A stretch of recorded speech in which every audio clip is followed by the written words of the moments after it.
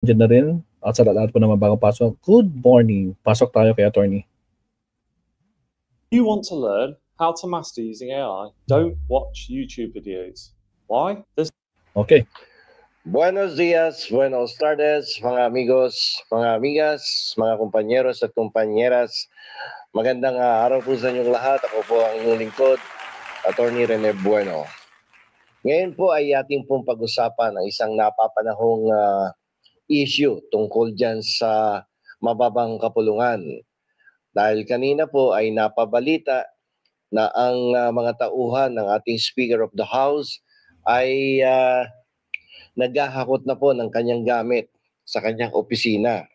Maging ang kanyang signage doon sa tapat ng pintuan ay binakbak na at tinanggal at ang mga personal belongings ay sa kasalukuyan ay hinahakot na.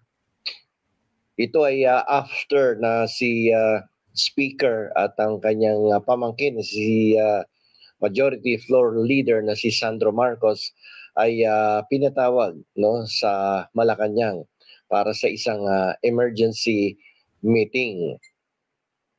So itong pag-aalis ng mga kagamitan sa opisina, sa kamara ni Speaker Romualdez ay hindi lamang to basta pag-alis ng gamit, kundi ang pagguha umano niya ng lahat ng kanyang personal na gamit at sinasabing nangyari ito sa kalagitnaan ng gabi ay isang palatandaan na may mangyayaring change of leadership sa ating mababang kapulungan bukas, kapag nag-umpisa na ang kanilang sesyon. Tingnan natin yung legal na aspeto. Wala naman po kasing batas na nagsasabing bawal sa isang speaker na kunin ang kanyang mga personal na gamit. Ang opisina ay pag-aari ng gobyerno pero ang mga personal na gamit ay kanya. Kaya sa mata ng batas, hindi po ito isang paglabag. Kanya yon, di kunin niya. Anytime pwede mong kuhanin yan. At wag lang yung mga kagamitan na pag-aari ng ating pamahalaan. So, ano ang tunay na kahulugan nito? Yung ikinilos ng mga tauhan ni Speaker Romualdez ngayong gabi. Bagamat walang legal na epekto, ang kilos na to ay napakalalim na politikal na kahulugan.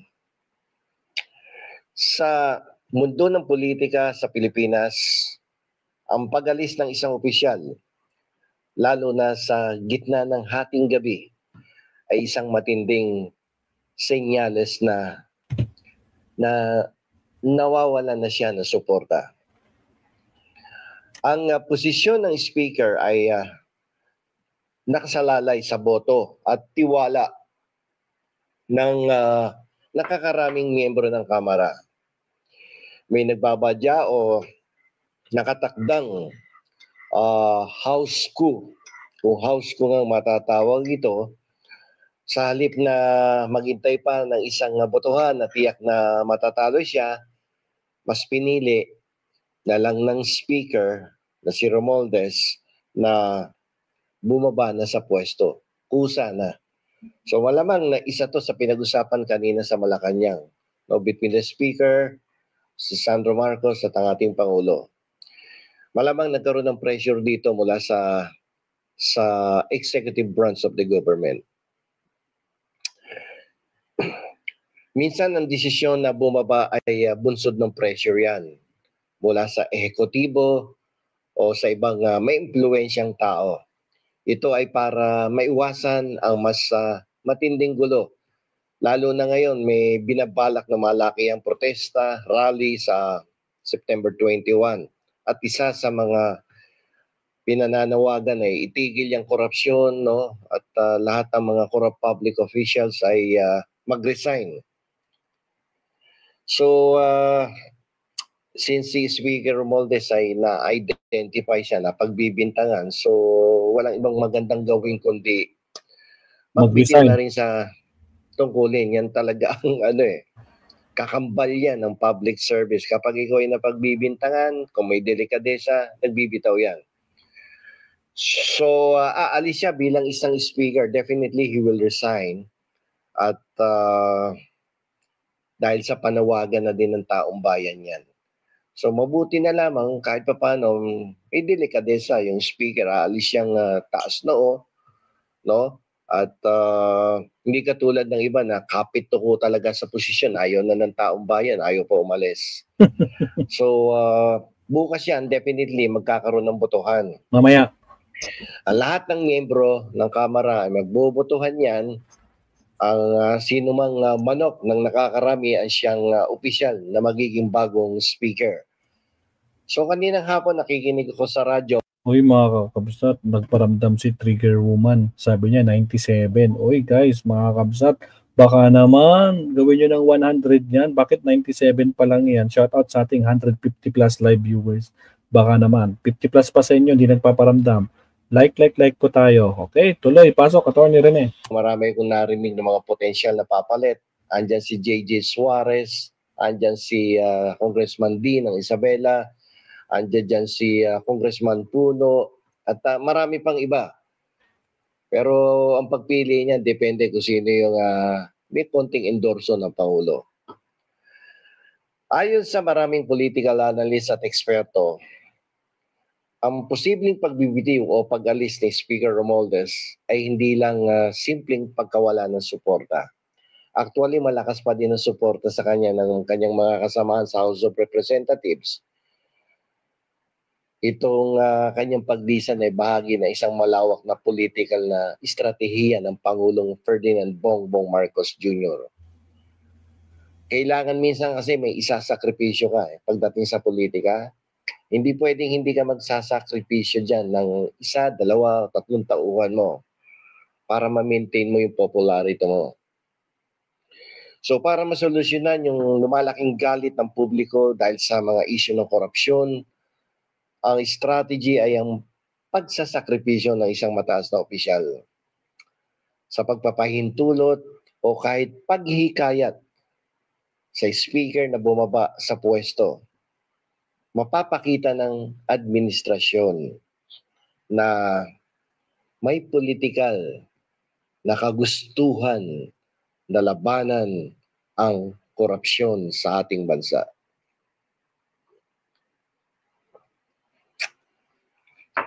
Ipinapakita nito na walang sino man, kahit na malapit na kaalyado o kamag-anak ng Pangulo, ang hindi haharap sa pananagutan. Itong strategy na to ay isang move upang ilayo ang Pangulo sa iskandalo. At dahil dito, mabibigyan mo ng bagong simula ang kasalukuyang administrasyon. Mahirap kasing salubungin yung init ng ulo ng publiko. Ang ganitong taktika ay isang maingat na kalkulasyon. Ibinibigay ng Pangulo ang ulo ng isang mataas na opisyal upang pigilan ang mas malaking pinsala sa kanyang administrasyon. And itong mga nakaraang linggo, buwan, talaga namang ultimo mga supporters ni BBM ay talagang galit kay Speaker Romualdez na rin. Marami dyan. At ayaw na din sa kanya dahil medyo hindi maganda yung nagiging imahe niya. So, kaya... Narangan tayo. Again guys, sa mga bagong pasok, huwag kalimutan mag-like and subscribe. Gawin nyo ng 100 yung like natin, Ma'am, sa taba ka naman. ng Speaker of the House. Masakit man sa kalooban siguro na kanyang pinsan na presidente. So, itong pagbabago na to ay isang paalala na sa gitna ng mga hamon ng ating demokrasya ay nananatiling buhay. Ang bawat pagbabago sa pamunuan, gaano man ito kagulo, ay nagbubukas ng pintuan para sa mas magandang kinabukasan. Ang pag-alis ng isang leader, katulad ni Speaker Martin Romualdez, ay hindi nangangahulugang paghina ng ating bansa. Sa halip, ito po ay isang pagkakataon para sa isang mas matatag na pundasyon. Panahon na para sa bago at mas tapat na liderato na hindi natatakot harapin ang mga ugat ng korupsyon. Ngayon ang pag-asa ay nasa kamay ng bagong lideratong papalit. Sino nga ba itong papalit? Sana naman walang bahid ng korupsyon at gandahan mo ang iyong performance. Naway magsilbi silang tunay na halimbawa ng katapatan at integridad. Naway pakinggan nila ang tinig ng taong bayan, lalo na ang mga nasa laylayan ng ating lipunan. At gawing prioridad ang kanilang kapakanan. Ang pagbabago kasi ay hindi lang nasa liderato. Ito po ay nasa ating lahat. Tayong lahat. Hindi lang yung mga government officials. Sa pagiging mapagmatsyag, sa pagiging aktibo sa pagbabantay, sa ating gobyerno at sa pagiging bukas sa mga pagbabago, tayo ay nagiging bahagi ng solusyon. Kaya, wag po nating hayaang manalo ang galit at pagkadismaya. Sa halip, gamitin natin ang pagkakataong ito bilang lakas upang manawagan para sa isang Pilipinas na mas matapat. Isang Pilipinas na mas makatarungan at mas maunlad. Ang bawat takbang, gaano man kaliit, ay magdadala sa atin patungo sa isang kinabukasan nating pinapangarap at nararapat para sa ating mahal na bayan. Sana nga pagkaroon ng tunay na pagbabago sa pagbabago ng liderato sa mababang kapulungan. So maraming salamat po sa inyong pakikinig.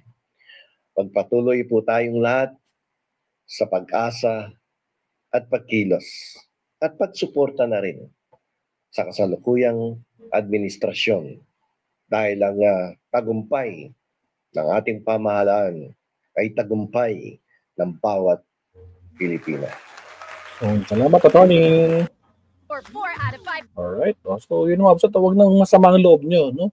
Total, big sacrifice to para at least harapin ni Martin Romualdez yung kanyang kinakasangkutan kasi sinangkot siya talaga ni Kwan ni na mga diskaya. So, bahala na si Romualdez dyan sumagot. At syempre, para hindi sabihin na prinoprotektahan yan ng ating Pangulong Bongbong Marcos. So, walang sisinuhin ng ating Pangulo, no? Kaalyado man, kapatid man, o kamag-anak, makikita natin talaga na talagang para sa bayan ang ginagawa. So, hintayin na lang natin kung ano mga next. Pero so far, ang sigurado na with full support, kahit magkaroon ng voting mamaya, itong si Boji D, siya na yung next. Kasi kung sino yung sumuporta kay Romualdez, malamang siya din yung suporta. So, makukuha niya yung majority votes mamaya. So, formalities na lang mamaya maabsat, no? Kahit na lumaban pa yung favorite ni Sir Leonardo Ansag na si Barzaga, mananaginip sila.